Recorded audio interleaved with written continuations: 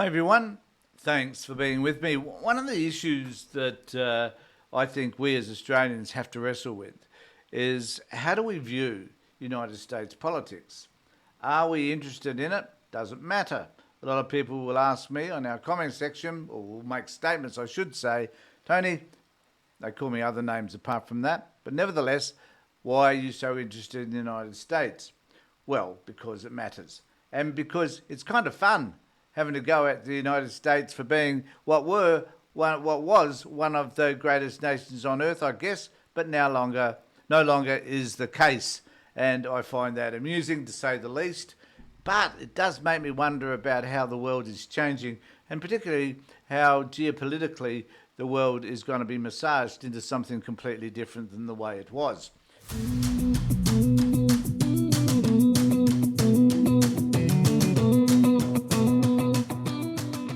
So I'm interested, and apparently, believe it or not, so are a host of Australians. Which amazes me because Australians generally don't give a shit about politics.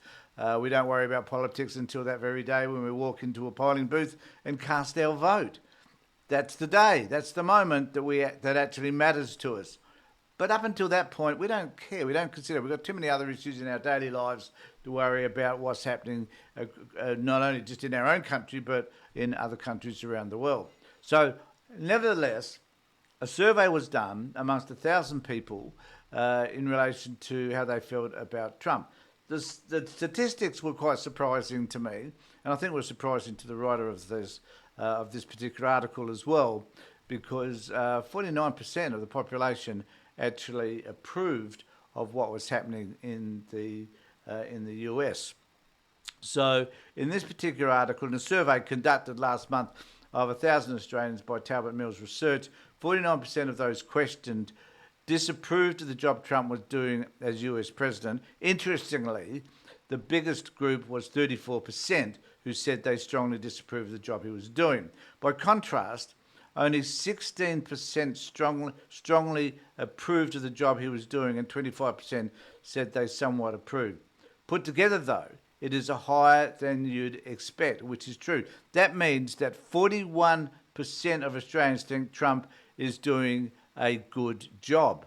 So I wanted to come down, and I've referred to this in one of my other videos, but I just wanted to refer to it today because I'm going to make a point about Telstra in a moment, and that Elon Musk is his disapproval rating is 40% here, and it's just a shitty comparison with Bill Gates and Jeff Bezos and others who have a higher approval rating.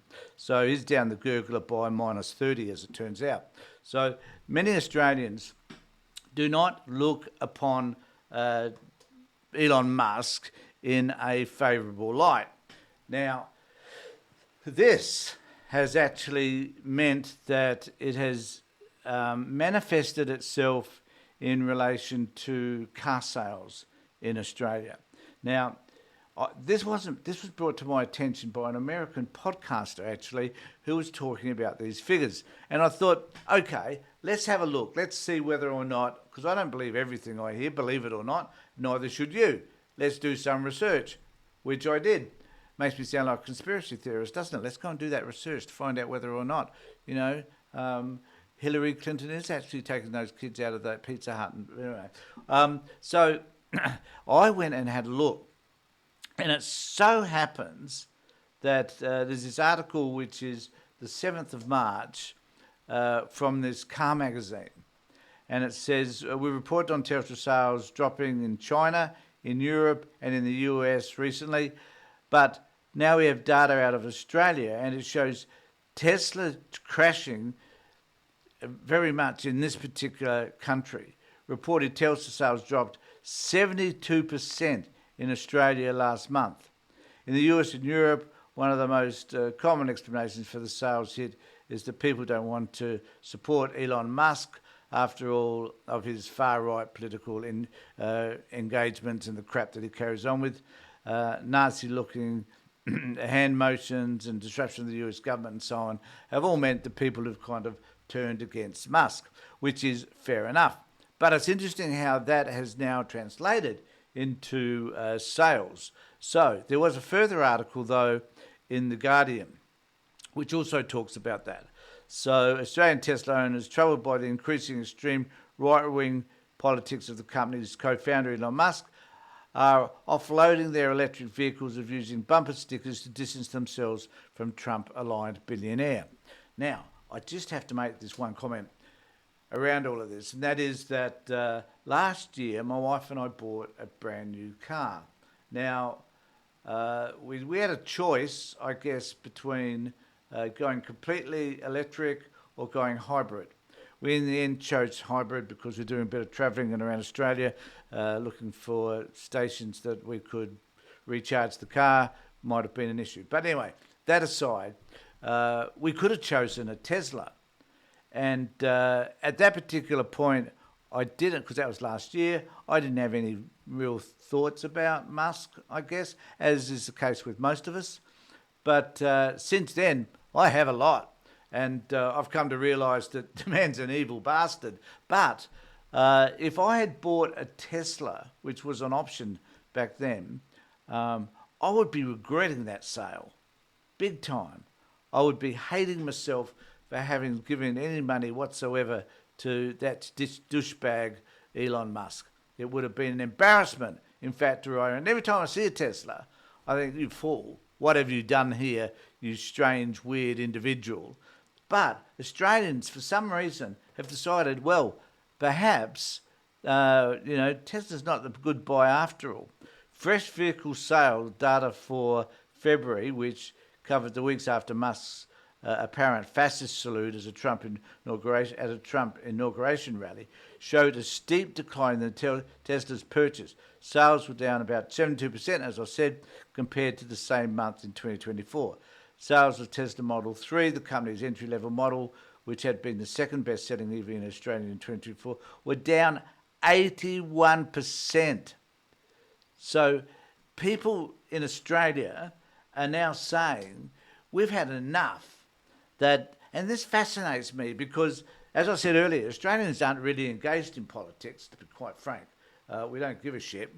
But here we are thinking, we know enough about that Elon Musk, probably through social media than anything else, that says, we don't like him. We don't like what he's doing. Now, this is separate to Trump. But we're saying we don't like him. And so Australians, in particular, have chosen to punish Elon Musk where it hurts most, and that's in his very bulgy hip pocket. Now, what does that mean to Trump, to Elon Musk rather? Don't know. Australia's a very small market compared to other markets around the world. But my understanding is that in Europe and other places, he's been hit hard as well. It's just that the amount that he's been hit hard in Australia is quite significant in terms of the percentage. So, now I'm going to ask you this question. Would you, if you could afford it, would you consider buying a Tesla versus, I bought a Kona, a Hyundai or BYD or a Chinese-made electric vehicle? What would you choose if you had a choice between all of those? And one of the arguments that's been put forward is that a lot of people now are choosing the Chinese EV version as opposed to the Tesla version, which ironically is made in the same country. So and Vietnam, I think. Let me know what you think about all of that in the comments section below. And remember to subscribe to my channel, ring the bell for further notifications, and do what you need to do. I would really appreciate that. In the meantime, take care, look after yourselves, and more importantly, be safe.